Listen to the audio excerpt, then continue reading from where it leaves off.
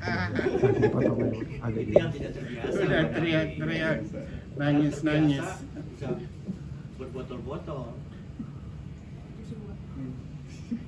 Katanya Australia Tenggara itu bisa Australia dan Asia Tenggara Amerika karena katanya sekarang ada penyempitan seperti ini. ya problemnya staff yang ahli mengajarkannya udah pada pensiun. Udah pada tuir. Tidak ada regenerasi, tidak ada planning. Tua dan ohir.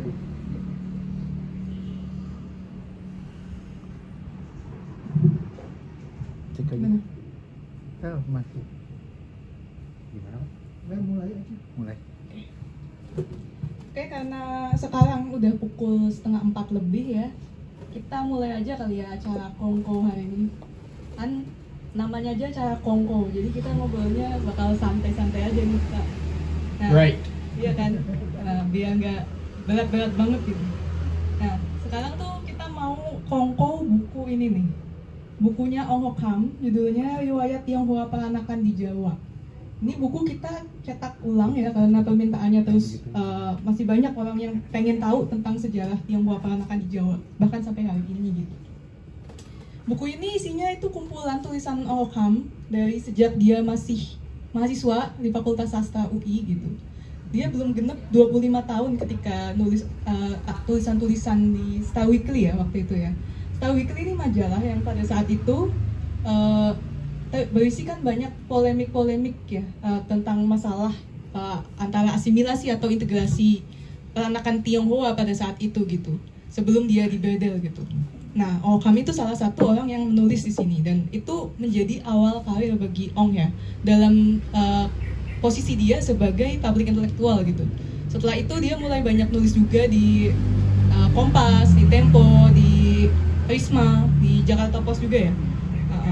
Nah, jadi dari tulisan-tulisan ini kita bisa ngelihat bagaimana sih Ong waktu itu sebagai peneliti muda gitu ya, menyampaikan pendapat-pendapat dia gitu. Jadi bukan sebagai akademisi gitu, sebagai akademisi yang meneliti secara apa ya, teoritis banget gitu. Jadi dia juga menyampaikan pendapatnya kepada masyarakat gitu. Nah, di sini udah ada bersama kita Pak David ya. Dia adalah kolega yang sangat mengenal baik Ong gitu. Nah, Pak David ini adalah dulunya dia sering datang sini dan pernah tinggal lama di sini sebagai peneliti juga. Banyak buku dari Pak David ini yang sudah terbit juga di Komunitas Bambu, antara lain tentang Golkar, terus juga sampai ke budaya populer, angkot dan bus Minangkabau gitu. Dan Pak David ini juga sudah beberapa kali menulis tentang Ong ya. Pertama adalah biografi yang udah selesai. Juga di sini kita pernah menerbitkan buku Ons Ong. Itu adalah semacam esai tentang penulis-penulis yang mengenal baik Ong gitu setelah dia meninggal gitu. Nah, kali ini kita akan ngebahas tentang riwayat Tionghoa ya. Nah, tapi sebelum itu kita tanya dulu deh ke Pak David gini. Kan yang lain belum pada tahu nih, gimana sih waktu itu Pak David bisa mengenal Ong gitu? Waktu saya mulai studi S3, saya topik Golkar. Tapi studi saya mulai bagian penelitiannya tahun 74-75 dan pada waktu itu tidak bisa dapat visa untuk meneliti politik Indonesia karena malari. Masih ingat ada peristiwa malari, demonstrasi besar-besaran. Sesudah malari itu tidak semua orang yang berniat meneliti tentang politik Indonesia disuruh nunggu 1-2 tahun sampai keadaannya dianggap aman oleh pemerintah Orde Baru.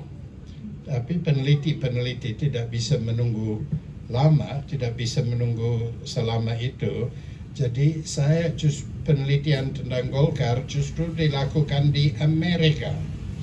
Itu sepertinya kedengarannya sedikit aneh, tapi Universitas Cornell University, tempat dulu orang seperti Ruth McVeigh, Dan Lev, Benedict Anderson, tokoh-tokoh yang banyak menulis tentang Indonesia, perpustakaannya sangat baik buku-bukunya, surat kabar dan sebagainya tentang Indonesia. Jadi secara singkat, karena tidak bisa ke Indonesia untuk meneliti Golkar, saya justru ke Cornell University dan kerja di situ di arsip-arsipnya yang banyak tentang Indonesia. Tapi pada waktu yang sama tahun 75, Ong Hok Ham juga ada di Amerika. Ong Hok Ham ke Yale University tahun 68 untuk membuat S3-nya tentang Madiun. Pada pertengahan tahun 75, dia sedang persiapan mau pulang ke Indonesia untuk melanjutkan karirnya di UI.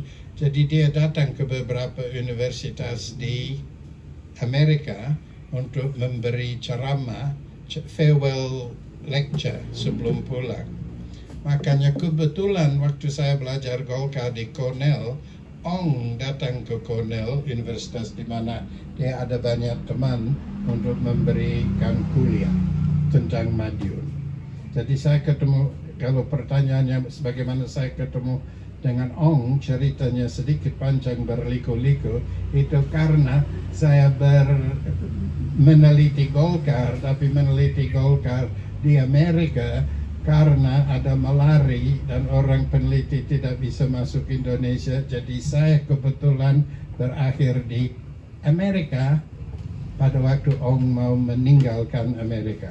Jadi kita ketemu karena itu, dan persahabatannya mulai di sana tahun 75. Jadi ketemunya justru di Amerika, dan pada saat itu Ong mau pulang ke sini ya? Ya. Jadi kebetulan gitu. Sangat kebetulan. Iya, iya.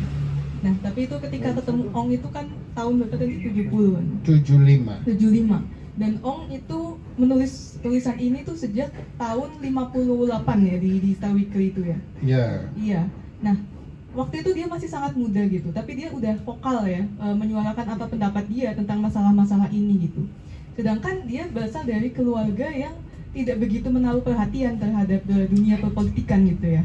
Nah, sama sekali tidak. Iya. Kebanyakan kalangan peranakan tidak menganggap bahwa politik itu berbahaya.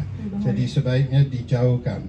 Memang ada segelintir orang peranakan yang sangat aktif di politik dan pers, tapi mayoritas seperti keluarga Ong memang seperti Anda katakan menjauhkan diri dari dunia politik.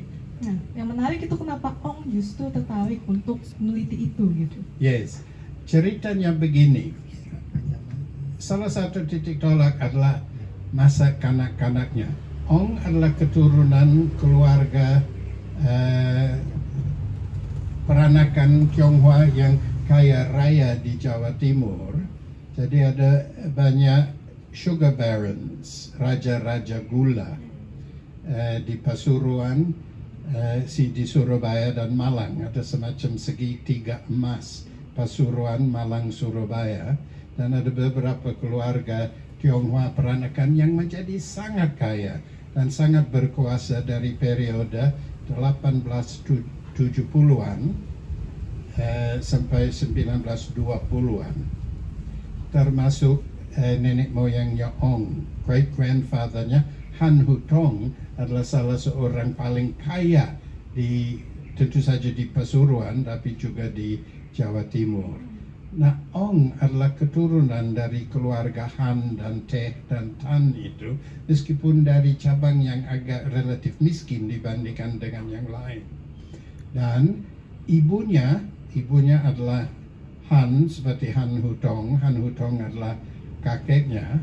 Waktu Ong kecil, dia dengar cerita demi cerita dari ibunya tentang keluarga Han, keluarga Teh, dan keluarga Chua, persis yang diceritakan di sini. Sebagian besar dari buku ini berawal dari cerita-cerita yang didengarkan Ong sebagai anak kecil tahun 30-an, 40-an, dengar langsung dari ibunya yang sangat bangga dengan keturunannya dari keluarga Han. Jadi satu segi adalah family stories, family tales, family legends. Yang nomor dua adalah Ong mulai di UI tahun 55 di Fakultas Hukum. Anehnya, Tapi keluarga peranakan seperti keluarga Ong, kalau anaknya biasanya ada 3 profesi. Ada bisnis, dokter, dan hukum. Selain itu tidak dianggap penting. Kalau ada wanita yang pandai, mungkin bisa sastra Inggris. Wanita sastra Inggris, anak lelaki yang pandai ekonomi, bisnis, law, and seperti yang dikatakan tadi. Nah, Ong udah sangat tertarik tentang sejarah.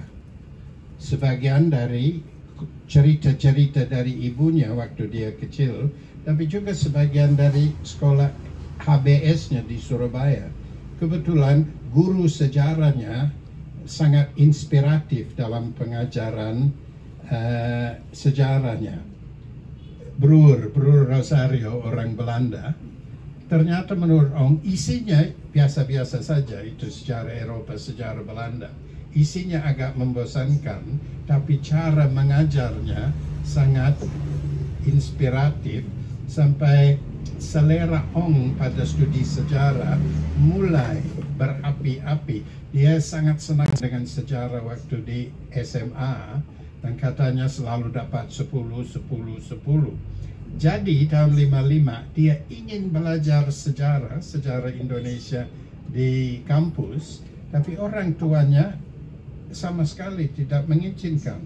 Bagi mereka sejarah Indonesia apa itu? Indonesia baru diakui merdeka oleh dunia luar tahun 50. Mana ini baru 4 tahun umurnya, mana ada sejarahnya? Itu orang bilang itu seperti belajar fisika pada abad ke-16. Konsep sejarah Indonesia, sejarah tidak ada sejarah. Negara lain punya sejarah yang tua. Tionghoa, Belanda punya sejarah. Indonesia yang baru nggak ada sejarahnya. Apaan itu? Nggak ada yang dipelajarin. Ya, jadi Ong harus belajar dari Fakultas Hukum, dan dia cepat menjadi bosan. Progresnya oke. Ada Hans Racing, tahu Hans Racing, ahli sejarah, tapi dia mengajar di Fakultas Hukum. Dia ngajar constitutional law. Dia adalah sejarawan. Dia juga adalah inspirasi buat Ong. Nah, Ong mulai di UI tahun 55, dia mulai skipping lecture, sering bolos, sering ke yang lain dan sebagainya. Udah hampir DO karena dia tidak tertarik pada studi hukumnya yang diwajibkan oleh keluarga. Nah, di sini mulai suatu kejadian yang sangat menguntungkan dan menciptakan buku ini adalah datangnya ke Jakarta Bill Skinner dari Cornell University, seorang sosiolog, tapi sosiologinya luas sekali. Sosiologi juga menjadi sejarah.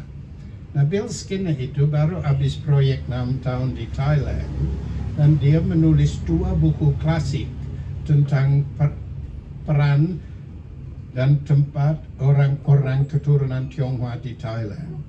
Dia sudah menghasilkan 2 big books tentang Chinese di Thailand. Jadi dia ada ide datang ke Jakarta untuk menulis buku yang sedemikian rupa tentang Indonesia. Jadi dia membutuhkan peneliti. Dia mencari mahasiswa muda untuk menjadi asistennya. Ada Melitan, nama yang cukup terkenal.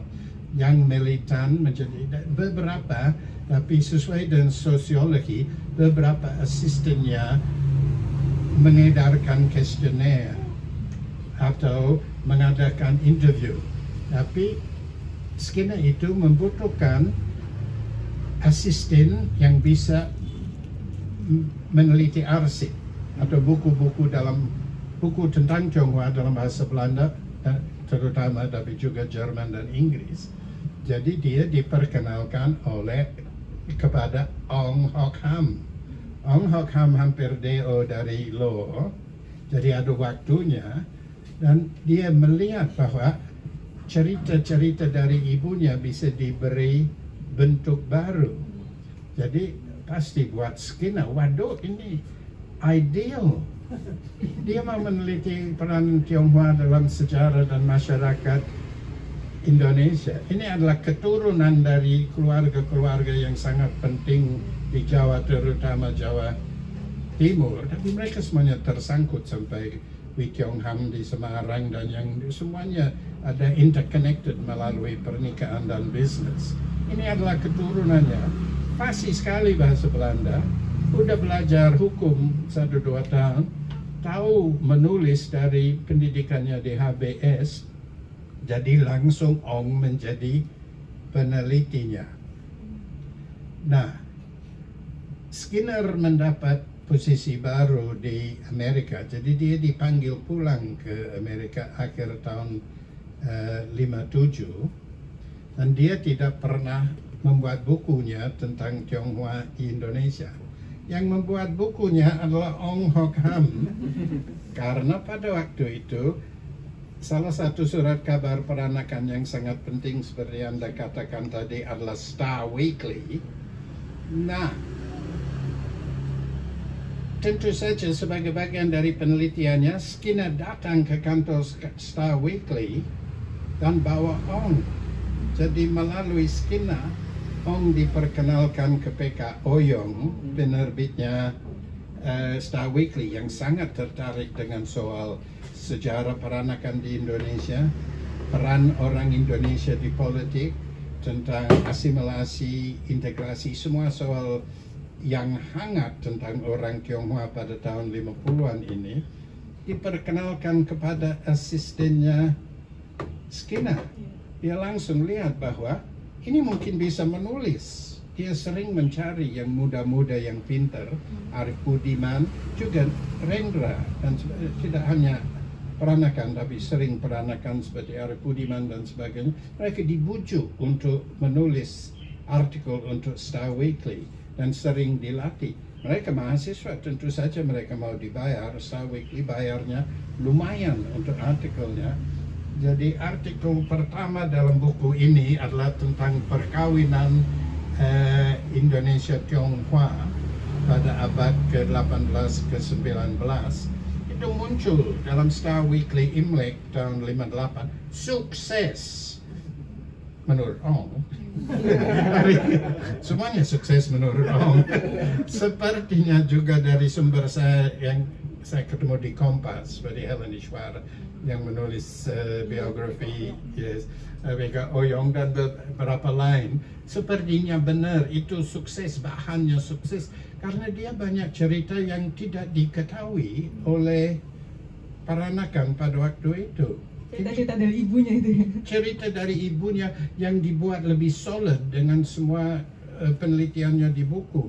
Jadi karena yang Imlek ini, artikel Imlek itu sukses, dia menjadi koresponden reguler untuk Star Weekly sampai Star Weekly di Bredel tahun 61.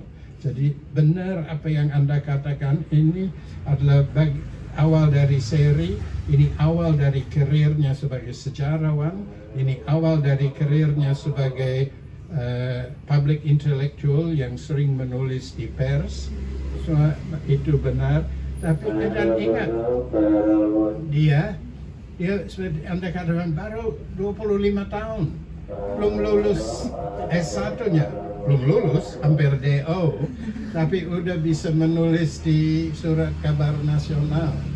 Maaf ceritanya agak panjang, tapi itu semuanya latar belakang untuk buku ini. Bisa dibilang dia tadinya salah jurusan ya? Ya, salah jurusan karena orang tua. Dia kembali tahun 60, dia akhirnya dia bilang, aku harus mulai belajar lagi, kelar pun selesai. Saya harus belajar sejarah, apalagi aku udah coba hukum. Orang tuanya bilang, well he tried. Dia coba, mereka nggak begitu mengerti itu sejarah Indonesia, tapi ya dia coba. Kakaknya yang marah. Kakaknya bilang, apa kamu gila mau belajar sejarah, mana uangnya? Mana karirnya? Tapi keluarganya mengizinkan, jadi dia mulai di sejarah. Waktu dia mulai tahun pertama di sejarah, dia sudah menerbitkan 20 artikel dalam pers nasional. Aneh ya. Biasanya sejarawan menulis sesudah. Dia malah di awal. Dia malah sebelum mulai. Ya justru tadi ibunya yang bilang mau nulis apaan sejarah Indonesia gitu. Lah dia malah jadi pengawal ya, maksudnya perintis gitu, studi Tionghoa peranakan di Indonesia gitu ya. Ya. Oke lah, lanjut nih kita ke dari judul bukunya ya, Riwayat Tionghoa Peranakan di Jawa. Nah, istilah Tionghoa Peranakan itu muncul sejak kapan ya? Dan apakah di negara-negara lain yang ada diaspora Tiongkok gitu menggunakan istilah yang sama atau mirip gitu? Enggak, saya kira berbeda dari negara ke negara dan juga berbeda di Indonesia sendiri. Peranakan dulu artinya Cina yang masuk Islam. Dan waktu Ong ke Madura yang diceritakan dalam buku ini, dia kaget karena peranakan di sana tetap berarti Cina yang masuk Islam. Tapi artinya bergeser dan menjadi artinya seperti saya kira kita semuanya mengertinya adalah Tionghoa yang bercampur darah dan budaya dengan setempat.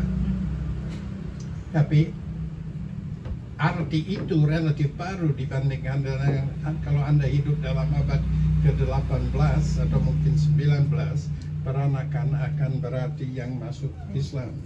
Oh, ya. Yang ini ya, yang orang Cina yang sudah memotong ininya, apa namanya, kepang itu.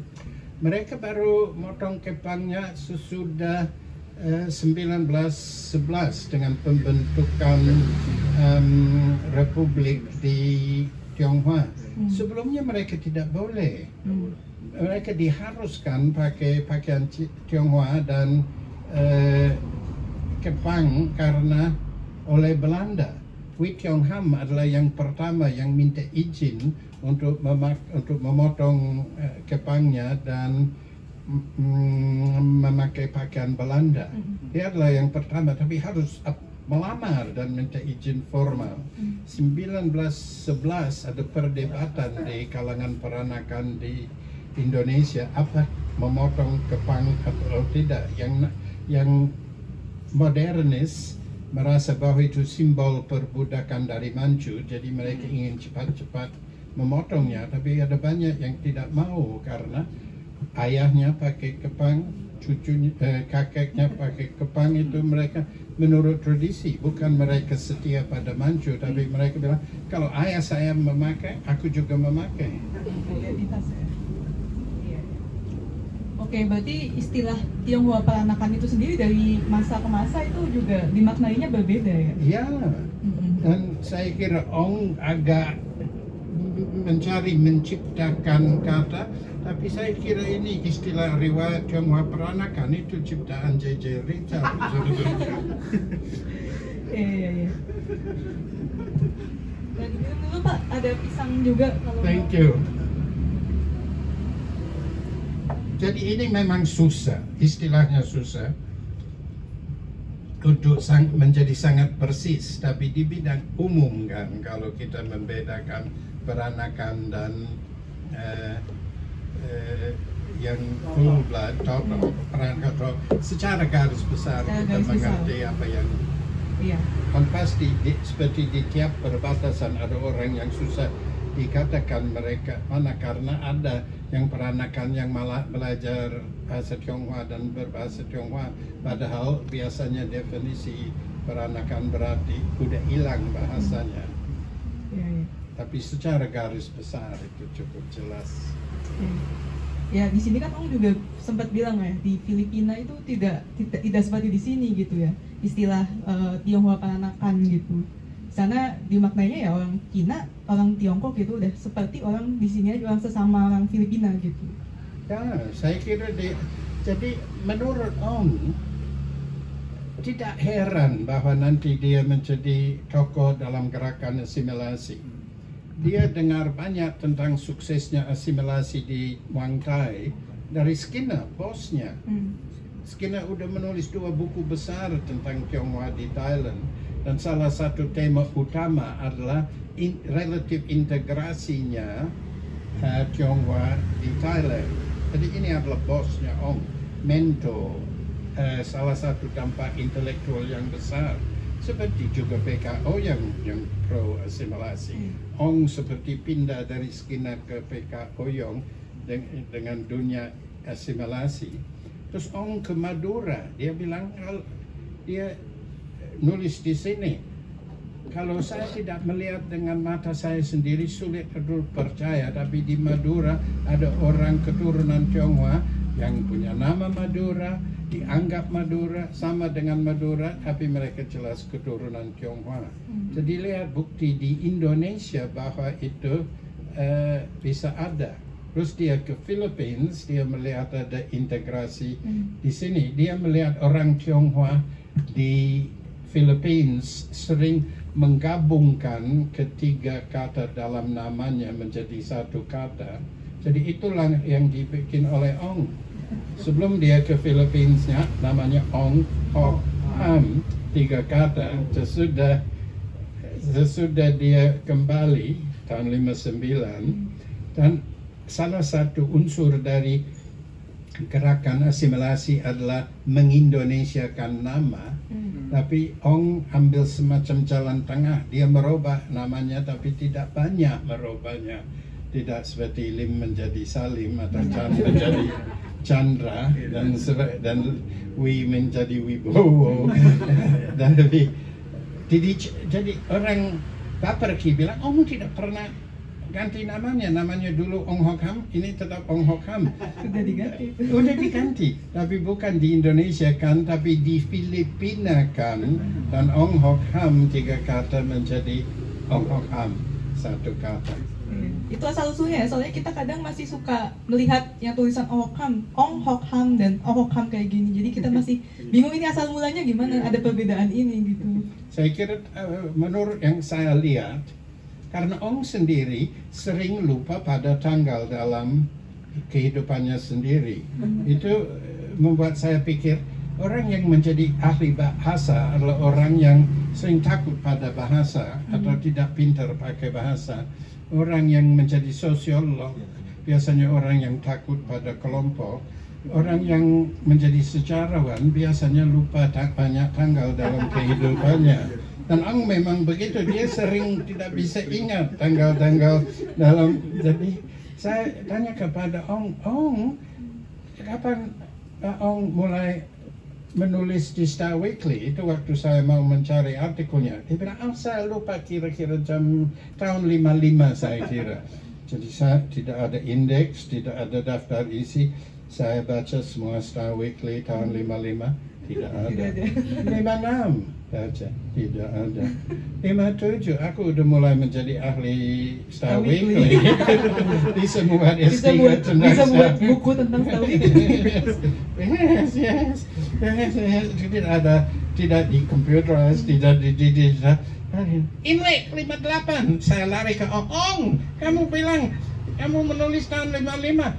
Tapi benar 58. Dia bilang, ya. Itu soal buat dia tidak begitu penting. Penting bagi aku, udah 3 minggu membaca Star Weekly tidak mendapat hasil apapun. Tapi di sini kenapa saya bilang, menurut Ong, kalau kita tanya Ong, kapan kamu ganti nama dari Ong Hock Ham 3 menjadi Ong Hock Ham 1? Tidak bisa dipercaya jawabannya. Bukannya dia tidak ingat, dia akan ciptakan sendiri. Waktu saya meneliti Ong, ada banyak kesalahan dalam tulisan di pers. Tapi saya kira kesalahan itu muncul dari Ong sendiri. Mereka tanya tahun berapa kamu melakukan ini Ong, dia jawab asal. Jadi saya bilang dari penelitian saya rasa bahwa tahun 1960 dia mulai memakai Ong Hock Ham 1 kata sesuai dengan anjuran, tapi tidak sesuai dengan garis besar dengan anjuran gerakan asimilasi untuk mengindonesiakan namanya. Ya, jadi teman-teman di buku ini kan disusun ya, dan di akhir periode Ong menulis di Star Weekly sebelum Star Weekly itu dibedel gitu. Dia itu ikut ya berpolemik tentang topik integrasi versus asimilasi, dan dia adalah dari tulisan-tulisannya dia condong ke asimilasi. Apa yang melatar belakangi Ong untuk memiliki pemikiran seperti itu tuh Pak? Ada beberapa, seperti saya bilang tadi, ada apa yang dia dapat tentang Thailand dari Skinner, tentang Madura dia lihat sendiri, dan tentang Filipina dia melihat sendiri waktu ke Filipina selama 6 bulan awal tahun 59. Jadi dia merasa asimilasi adalah sesuatu yang bisa dicapai. Kalau tercapai di Thailand dan Filipina dan Madura, kenapa tidak bisa di Indonesia? Nomor 2 adalah mentor-mentornya seperti Skinner dan PK Oyong dan Sujatmoko dan Nugroho Noto Susanto. Mereka juga pro asimilasi. Tapi saya kira yang paling penting adalah keluarga dia sendiri. Dia melihat keluarganya yang begitu tahun 50-an begitu jauh dari politik Indonesia, tapi sering terpengaruhi oleh kebijakan pemerintah. Jadi dia melihat family-nya, mereka tidak ikut secara entusias dengan Indonesia modern. Mereka hanya seperti kebanyakan peranakan, kalau mereka bergaul dengan orang yang mirip dengan mereka, bergaul dengan orang peranakan lain. Dia pernah ngomong tentang Juanda. Juanda adalah Perdana Menteri pada waktu itu. Kakaknya, kakak tercintanya Olga bilang, siapa itu Juanda? Ini Perdana Menteri negara Indonesia. Olga adalah warga negara Indonesia. Olga yang sibuk dengan bisnisnya tidak tahu siapa itu Perdana Menteri. Bagi Ong itu jalan buntu buat keluarga, fatal buat keluarga. Kalau mereka tidak aktif dan pro Indonesia dan aktif di dalam keindonesiaan, mereka akan menjadi korban. Karena keputusan tentang kaum peranakan akan diambil oleh orang lain, orang yang mungkin anti mereka, karena ada anti Tionghoa yang meningkat selama tahun 50-an dengan gerakan Asaat dan sebagainya. Jadi dia merasa itu it can be achieved. Nah, poin terakhir yang dari cerita ibunya dan penelitian, dia lihat bahwa dulu sebelum Belanda ada integrasi, ada asimilasi antara keluarga kaya Tionghoa dan priai-priai Jawa. Banyak priai Jawa nikah dengan orang Tionghoa. Jadi ada banyak priai-priai tinggi yang sebetulnya keturunan Tionghoa. Raja Madura, priai ini, Bupati Surabaya, mereka semuanya ada darah Tionghoa. Jadi Ong merasa bahwa sebelum Belanda datang ada asimilasi. Terus dia untuk divide and rule, untuk tujuan politiknya Belanda, mereka dengan sengaja memisahkan Tionghoa dari pribumi. Jadi jurang antara pribumi dan Tionghoa adalah bukan sesuatu yang alamiah atau natural, tapi dibuat sengaja untuk politik Belanda. Jadi kalau dia merasa tahun 50-an, kalau Indonesia berusaha meninggalkan sisa-sisa penjajahan, salah satu sisa penjajahan yang harus ditinggalkan adalah jurang antara Tionghoa dan masyarakat pribumi. Dia menarik karena dia belajar sejarah gitu ya. Jadi dia bisa menarik kesimpulan sebelum asimilasi itu dipaksakan gitu ya sama negara, dia sudah punya pemikiran asimilasi itu sendiri gitu. Iya, teman-teman, kalau misalnya ada yang mau tanya, boleh-boleh aja ya. Langsung aja. Ada yang mau tanya nggak? Kira-kira. Iya, Mas ya? Boleh. Izin ya, nama saya Hastomo. Saya mau nanya, Pak, itu kebijakan Belanda ini maksud itu kebijakan polarisasi maksudnya dia kebijakan tadi kan Pak David bilang ya bahwasanya ternyata aslinya tuh orang Tionghoa tuh bergabung saja dengan orang pribumi sebelum Belanda datang. Nah, itu nama kebijakannya kalau nggak salah kebijakan polarisasi nggak salah. Itu di Belanda itu benar nggak? Dan menurut Bapak apakah sampai sekarang kebijakan yang cenderung membuat orang Tionghoa enggan bergabung dengan pribumi, apakah efeknya masih ada sampai sekarang? Karena ya, mohon maaf, nyatanya terkadang kita kita masih melihat ada yang terkesan menyendiri gitu loh, tidak ikut bergabung, itu gimana ya Pak? Ya, setuju, sangat setuju. Saya setuju bahwa Belanda Nah, menurut Ong, Belanda menjadi kuat dan penting di Jawa sejak kira-kira tahun 1800. Jadi dia setuju dengan Racing. Tidak ada penjajahan 350 tahun, itu nonsens. Itu Belanda hanya ikut aktif dalam kepulauan seperti raja-raja setempat dan orang asing lainnya. Tapi dia merasa bahwa Belanda betul-betul mulai menguasai bagian-bagian penting di Indonesia sejak tahun 1800. Nah, waktu Belanda datang, udah ada banyak orang Tionghoa yang kaya dan punya posisi penting, seperti juga ada banyak pangeran dan priai dan bangsawan di tempat lain. Jadi harus ada cara menanganinya. Terus kita tahu bahwa priai dan pangeran lain tersedot ke dalam mesin Belanda, indirect rule. Jadi mereka akhirnya menjadi Binnenlandsbestuur, menjadi pegawai negerinya, sistem pegawai negerinya Belanda. Nah, Belanda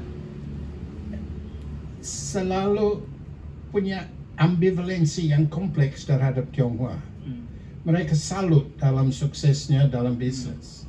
Tapi Belanda ke Indonesia juga untuk bisnis. Mereka takut persaingan dengan Tionghoa.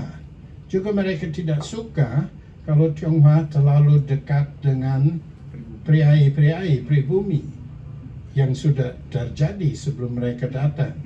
Jadi untuk menangani, mereka agak memisahkan, berusaha dengan beberapa kebijakan dalam bidang hukum umpamanya, di bidang pendidikan umpamanya, dan beberapa yang lainnya untuk memisahkan Tionghoa dari masyarakat setempat.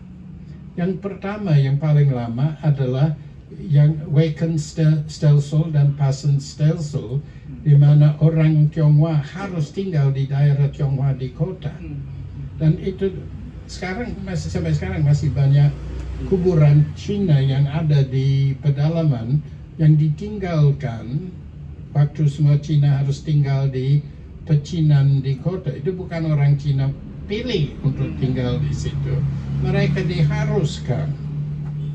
Dan ada selain Weken-Stelsel, ada Passen-Stelsel, mereka harus dapat izin kalau masuk. Nah, kadang-kadang itu longgar, kadang-kadang ketat. Tapi pokoknya itu karena selain iri dengan sukses Tionghoa sebagai pedagang, Belanda juga mau memakai Tionghoa sebagai perantara untuk bidang ekonomi. Jadi yang menjadi tukang pajak, tukang hasil, yang kumpulin hasil dan banyak produk, itu kebanyakannya Tionghoa. Jadi priai Indonesia atau bangsawannya, priai di Jawa, bangsawan di lain, menjadi administrator Binnenlandsbestuur. Tionghoanya menjadi agennya Belanda, tapi juga saingannya di bidang ekonomi. Jadi terus kita tahu mereka bikin sistem sekolah untuk pribumi, ada Chinese sekolah terpisah, bukan bersama, sengaja terpisah untuk Chinese. Jadi semakin lama dan semakin kuat penjajahan Belanda. Dan itu masuk akal untuk Belanda kan, itu untuk memajukan tujuan mereka sendiri. Mereka ingin priainya tergantung pada Belanda dari segi peranannya sebagai administrator, dan Cina tergantung pada Belanda karena untuk izin bisnis, peranan bisnis, semua itu izinnya datang dari Belanda. Dan mereka menciptakan sistem di mana ada kapitan Cina dan mayor Cina dan letnan Cina. Jadi di sini ada bangsawan diatur melalui pangeran dan raja, Di sini ada Cina melalui Kapitan Mayor dan Letnan. Jadi mereka bikin dulu mereka sama, Cina dan Cina dan pribumi bisa nikah, bisa menjadi pangeran, terjalin, dibikin dua struktur yang berdiri sendiri. Jadi menurut Ong, seperti saya katakan tadi, jurang itu adalah hasil kebijakan, bukan hasil yang tidak sengaja, sangat sengaja, karena mereka tidak mau Tionghoa bergabung dan bersatu untuk melawan Belanda. Nah, saya kira itu dan susah untuk diatasi, dan sampai sekarang kita tahu sendiri. Karena aku sering kaget di Australia dikatakan rasis sekali, dan memang ada rasisme di Australia, itu tidak bisa dibantah. Tapi saya lihat rasisme di Indonesia, orang pribumi terhadap Tionghoa, yang kalau ada huru hara mulai itu dengan apapun sebabnya itu selalu berakhir dengan perusakan dan penjaraan toko-toko Cina. Dan kita lihat begitu banyak keluarga Cina yang merasa bahwa politik itu berbahaya dan Indonesia itu berbahaya, jadi mereka seperti keluarga Ong tidak mau terlibat. Itu cara tradisional mereka membela diri, jangan terlibat, itu berbahaya. Tapi itu menimbulkan perasaan, dan benar perasaan itu, bahwa mereka isolasi, nggak mau bergabung. Mau bergabung, pok. Nggak mau bergabung, pok. Nggak bisa menangkan, serba salah. Tapi jurang-jurang sosial seperti itu membutuhkan minim puluhan tahun untuk diatasi. Asal ada entusias di kedua pihak. Entusias di pihak tidak mungkin tanpa yang pro entusias dari kedua side. Kelihatannya sesudah reformasi sepertinya jauh lebih baik. Masih jauh dari ideal, tapi jauh lebih baik sepertinya. Perasaan saya. Sayang masih ada sisanya, tapi tidak separah dulu. Bayangin 1998. Iya, jadi gitu ya. Karena ini tuh udah berpuluh-puluh tahun, maksudnya warisan itu masih ada gitu. Cuma seperti Pak David bilang, optimis ya Pak. Optimis. Saya selalu optimis. Iya. Itu ukuran kebodohanku. Ya teman-teman, ada yang mau tanya lagi nggak? Oke.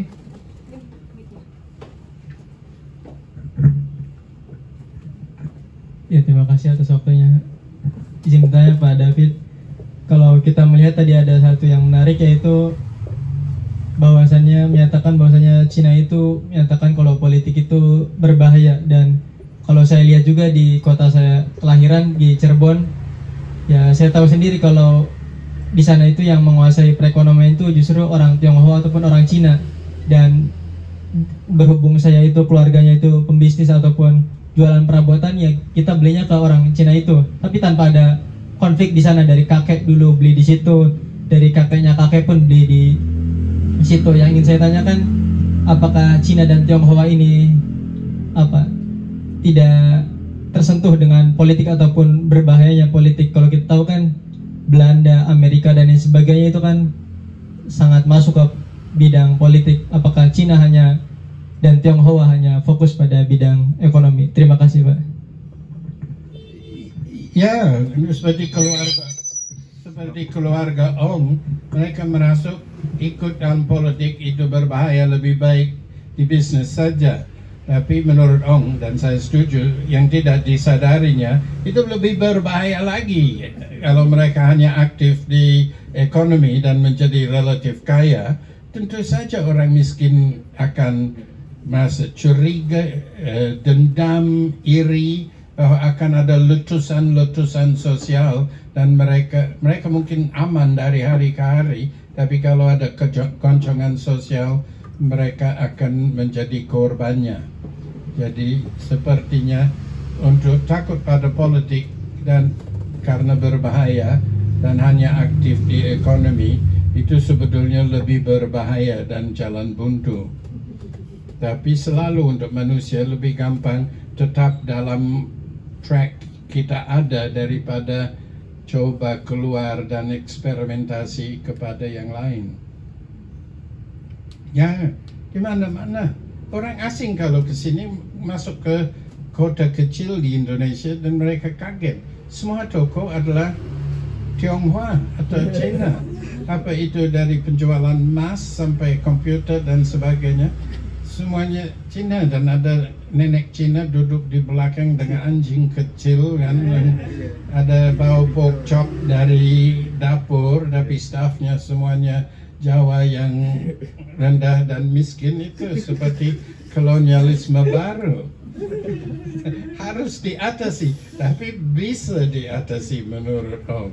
Sistem Madura, Filipina, dan Thailand membuktikan bahwa kalau orang mau, jurang-jurang itu bisa diatasi. Masa Indonesia kalah dengan Filipina? Masa Indonesia kalah dengan Muang Thai? Masa Jawa kalah dengan Madura? Itu tidak masuk akal kan, heran. Ada pertanyaan nggak? Dari siapa? Dari viewers TikTok nih. Oh, viewers TikTok. Dari Alkaf 279. Thank you. Katanya dia nanya, Ong kehilangan alasan menulis ketika Orba runtuh. Kenapa hal itu bisa terjadi padanya? Seperti beberapa wartawan, mereka biasanya menulis artikel-artikel yang mengandung sindiran terhadap Orde Baru. Waktu Orde Baru jatuh, itu seperti sasaran utamanya hilang. Bukan hanya Ong, tapi beberapa. Mereka begitu senang dengan apa yang sedang terjadi, dengan demokratisasi yang baru, tentang tim-tim, tentang pemilu yang dijanjikan, dengan otonomi daerah yang dijanjikan. Itu selama beberapa bulan mereka agak kehilangan fokus. Tapi Ong cepat, seperti kebanyakan lain, cepat mendapat topik baru. Justru topik Tionghoa ini muncul lagi karena kekerasan terhadap Tionghoa tahun 98 dengan pembakaran mall dan penjarahan dan pemerkosaan dan kekerasan. Itu menjadi hot topic lagi. Terus tim-tim menjadi hot topic. Jadi Ong memang selama mungkin 18 bulan agak kehilangan topik, tapi cepat ada topik-topik baru. Cuman Ong sayangnya mengalami stroke tahun 2001. Jadi sesudah itu kemampuan fisik untuk menulis sangat terbatas. Sebenarnya itu berkaitan sama pertanyaan selanjutnya yang bakal aku tanyain tentang Ong ini, gitu. Jadi tadi kalau misalnya dijelasin tentang kehabisan topik gitu. Nah, sebagai seorang sejarawan yang merupakan saksi sejarah itu sendiri, dan banyak yang dia tulis itu juga dia alami gitu, yang dekat dengan kehidupan dia sehari-hari. Sebenarnya apa kesulitan atau apakah hal itu juga berpengaruh terhadap gaya penulisan dia, atau bagaimana dia meneliti gitu? Jatuhnya Orde Baru, saya kira untuk Ong tidak begitu berpengaruh, karena salah satu ciri Ong adalah bahwa dia begitu banyak topik yang menjadi objek penelitiannya. Kebanyakan penelitiannya sudah dilakukan pada waktu S3-nya. Saya kira dia tidak serius meneliti sesudah balik dari Yale, tapi skripsinya begitu penuh dengan info dan ide dan sebagainya. Itu bisa dipakai sebagai sumber komentar. Tapi Ong juga menjelajahi beberapa topik baru dalam penulisan sejarah Indonesia yang tidak dikutip oleh sejarawan lain. Jadi dia mulai menulis tentang makanan kan, tidak ada yang menulis tentang itu, sepertinya sepele. Orang mana makanan ada sejarahnya, tapi Ong menjadi ahli tentang rice staffel. dan dia tentu saja tidak menulis atau tidak hanya menulis tentang cara membuat Rijstafel, tapi dia menganalisanya lah sebagai simbol dan praktik kekuasaan Belanda.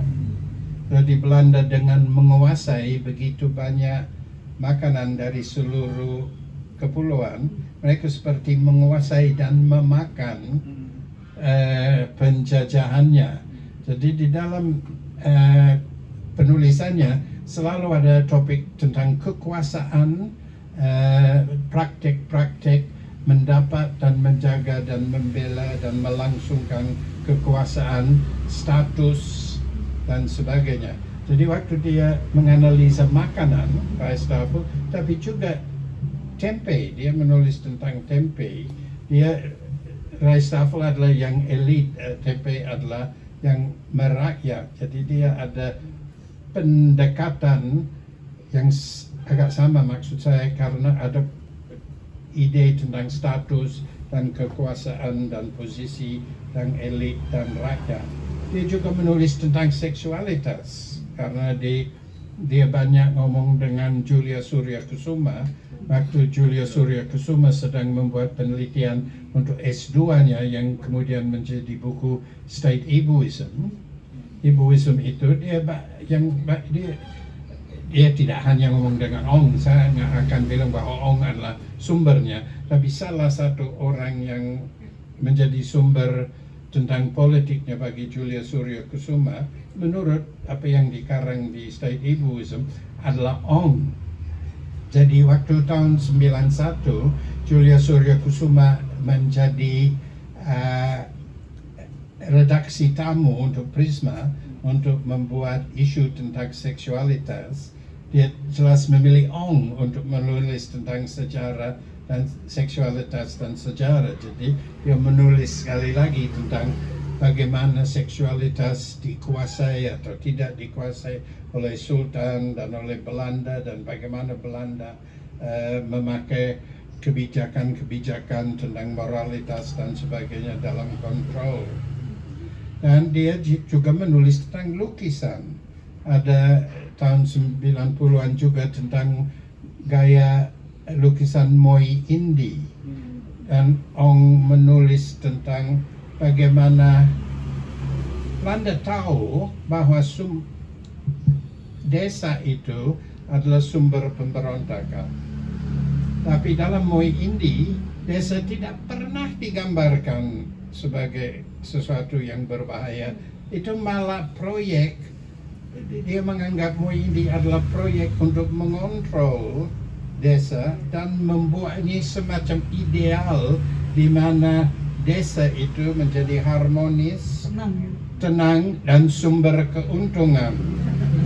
Dan jadi dia bilang ada romantisme yang diciptakan dalam Moi Indi oleh Belanda sebagai bagian dari proyek kolonial, dan romantisme itu malah pindah ke Soekarno dan Supomo dan sebagainya, dan mempunyai pengaruh besar dalam nasionalisme Indonesia. Jadi di sini dia juga banyak menulis tentang orang yang marginal, orang yang tersingkirkan, gelandangan, dan juga tentang jago, juara dan sebagainya. Yang dia menulis tentang jago itu ambivalent. Kadang-kadang jago merampas kekayaan rakyat, kadang-kadang membela rakyat dan sebagainya. Dalam jawaban saya, Anda tanya tentang apa kehilangan topik, itu bukan problem besar buat Ong, karena dia punya begitu banyak topik dan dia seperti menjadi pelopor sejarah makanan cooking di Indonesia, kan dilanjutkan oleh siapa namanya di Bandung, Fadli Rahman, dan ada JJ Rizal. Mereka adalah penerusnya Ong di bidang itu. Ong adalah pelopor menulis tentang sejarah seksualitas, dan menurut rumor yang saya dengar akan diteruskan juga oleh JJ Rizal. Cuman dia masih pada tahap penelitian, belum pada penulisan. Jadi Ong kaya dalam topik. Itu menurut saya menarik ya, bagaimana tulisan-tulisan Ong itu selalu berkaitan dengan kekuasaan dan pengaruhnya terhadap orang lain gitu. Dan dari buku ini aja gitu ya, dari selama dia berarti 58 sampai 60 itu sekitar 2 tahun aja ya. Dia menulis di Star Weekly dan itu dia udah menerbitkan 41 artikel ya. Dan di sini yang kita muat itu cuma 14 yang berkaitan dengan Tionghoa peranakan gitu. Nah, selain itu kan berarti selain 14 artikel itu topiknya sangat luas berarti ya. Berarti sesuai yang Pak David teliti dari Star Weekly itu berarti kan sudah kelihatan kalau misalnya Ong ini mulai memang tertarik dengan banyak hal gitu. Dan sebenarnya apa sih yang kira-kira menjadi alasan kenapa semua tulisan Ong itu berkaitan tentang kekuasaan gitu? Saya kira karena itu, aku akan menjawab bahwa itu karena dalam kehidupan dia sebagai seorang peranakan, soal kekuasaan adalah soal yang menentukan. Jadi topik itu sangat menarik bagi dia sebagai intelektual tapi juga secara personal. Kalau menurut Pak David sendiri dari buku ini apa yang paling menarik? Yang paling menarik adalah kalau kita melihat daftar tulisannya, seperti Anda bilang, itu seperti Ong nulis ini banyak artikel di sana sini. Tapi dengan mengambil ini jelas kita melihat bahwa ada keserasian antara artikel-artikel ini. Seolah kita tahu bahwa Ong tidak mulai merancang membuat satu buku, tapi cuman kalau dia ada ide, dia dapat ide, dia hanya menulis dan sebagainya. Tapi akhirnya seperti terencana dari awal bahwa semuanya punya kaitan antara yang lain sampai dengan tidak direncanakan pada tahap awal, Ong akhirnya melihat soal peranakan dengan analisa dan intelek dari berbagai segi yang bisa dikumpulin, bisa menjadi satu buku. Dan buku ini masih laku, bukan 50 tahun sesudah dikarang, tapi hampir 70 tahun sesudah dikarangnya. Masih ada orang Tionghoa peranakan sendiri, tapi orang yang berminat pada soal Tionghoa, mereka membaca buku ini, itu masih terasa fresh. Tentu saja kuno dari beberapa segi buku yang ditulis pada tahun 50-an, tapi untuk menjadi fresh dan menarik 60 plus tahun sesudah dikarang oleh mahasiswa DO yang belum sampai umur 25 tahun, itu betul-betul sesuatu dan tanda bahwa orang menjadi intelektual penting di kemudian hari. Dan saya mau bilang di sini, keluarga selalu menganggap dia yang gagal dari anaknya. Dia yang nyentrik, dia hampir DO dari hukum. Harus pindah ke sejarah. Apa itu sejarah? Itu hanya membuang waktu dan tidak masuk akal dan tidak ada hasilnya. Oleh keluarganya, dia dianggap dari 3 anak, 3 yang sukses dalam bisnis. Si Ong itu kapan dewasa, kapan kan S1-nya 13 tahun, S1-nya 13 tahun, S3-nya 7 tahun. Dia seperti dia mahasiswa abadi. Keluarganya bilang kapan dia akan berbuat sesuatu, dapat pekerjaan, untuk pers dan sebagainya. Terus Ong menjadi selebriti dan mereka kaget. Justru yang dianggap gagal menjadi yang paling sukses. Waduh! Keluarganya kaget sekali pada tahun 70-an dan awal 80-an. Dan Ong tiba-tiba tahu bahwa orang kenalnya di jalan. Mereka udah melihat gambarnya di Tempo.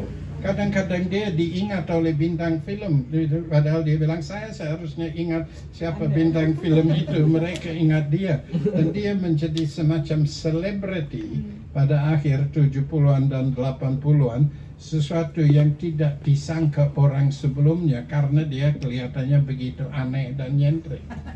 Dikira tidak akan menjadi apa-apa, tapi sejarah membuat dia sukses. Iya, jadi gitu ya teman-teman. Kalau misalnya kita ngebahas tentang riwayat Tionghoa peranakan di Jawa di hari ini gitu. Itu situasinya memang sudah berbeda dari apa yang Ong tulis pada saat itu gitu. Tapi beberapa pendapat dia yang dia sampaikan di sini tentang masa depan riwayat Tionghoa peranakan itu masih bisa kita relate gitu ya dari tulisan dia gitu. Dan kalau misalnya ada pertanyaan gimana kita udah sampai mana tentang riwayat Tionghoa peranakan di Indonesia pada saat ini gitu ya, seperti kata Pak David tadi, itu udah kita diberi peluang gitu, diberi kesempatan untuk bisa memperbaiki itu lebih baik lagi gitu. Apalagi setelah diskusi ini gitu, pikiran kita bisa jadi lebih terbuka lagi dalam memandang isu ini gitu. Nah, jadi ya kita harus optimis dan antara berbagai pihak kita harus membuka diri untuk lebih banyak pengetahuan dan lebih banyak conversation gitu ya antara masing-masing gitu ya. Gitu aja kali ya teman-teman, kini udah jam 4:30 nih. Kita akhiri aja ya Pak. Gimana? Akhiri aja. Selesai. Boleh saja. Nanti kalau misalnya masih ada pertanyaan gitu, bisa kita bikin lagi kali ya diskusi-diskusi selanjutnya gitu. Tapi terima kasih sekali kepada semua yang hadir sekarang dan di online kan. Aku udah 76 tahun umurku untuk mengira saya masih di interview dan didengarkan orang setua ini. Itu sepertinya not possible. Jadi thank you very much. Saya masih sedikit laku. Yang nonton di TikTok berapa tuh? 100 lebih. 100 lebih Pak di TikTok tuh. Please. Thank you so much. Iya, nantinya acara ini juga kita siarkan di YouTube ya. Kalau misalnya mau menonton ulang atau mau bagikan ke teman-teman yang lain supaya lebih banyak yang nonton. Termasuk podcast ya. Tadi kita sempat rekaman podcast juga. Ya udah, terima kasih ya Pak David, terima kasih teman-teman yang udah hadir. Semoga kita semua bisa dapat insight ya dari diskusi kali ini gitu. Oke. Thank you. Thank you.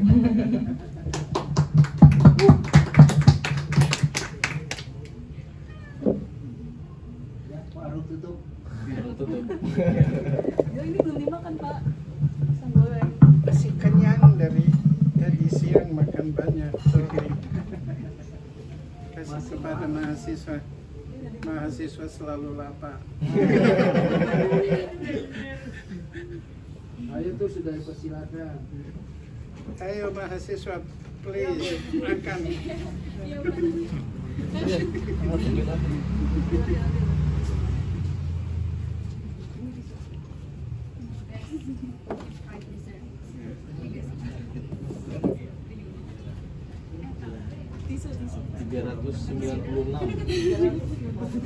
Wow, thank you. Aku baru hari keempat di sini, tinggal di Hotel Mani di Wahid Hashim. Karena besok harus ke Padang ada festival budaya Minang.